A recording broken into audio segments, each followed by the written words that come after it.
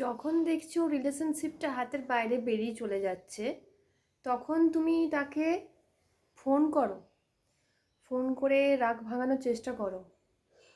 Plus সে সময় কি হয় বলো তো, অপরপক্ষের মানুষটি তোমার কাছে অনেক বেশি এক্সপেকটেশন করে বসে।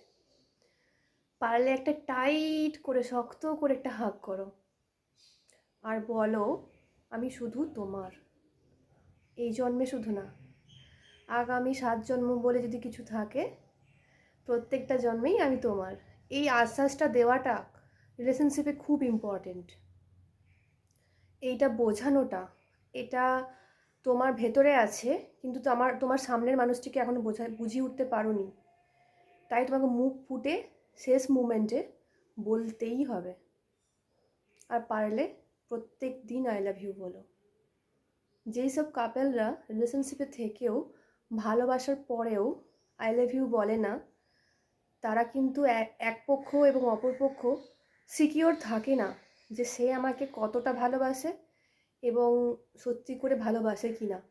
তাদের মধ্যেও একটা কাজ করে, একটা অনিশ্চয়তা কাজ করে। সেই অনিশ্চয়তাটাকে কেটে দিয়ে তুমি তার কাছে ধরা দাও, ধরা দিয়ে বলো, আই লাভ ইউ, আমি তোমাকে ছাড়া থাকতে পারবো না, কোনো অবস্থাতেই না। এটা মুখে বলাটা খুব ইম্পর্ট্যান্ট। আর রিলেশনশিপটা কোনো অবস্থাতেই ভাঙতে দিও না।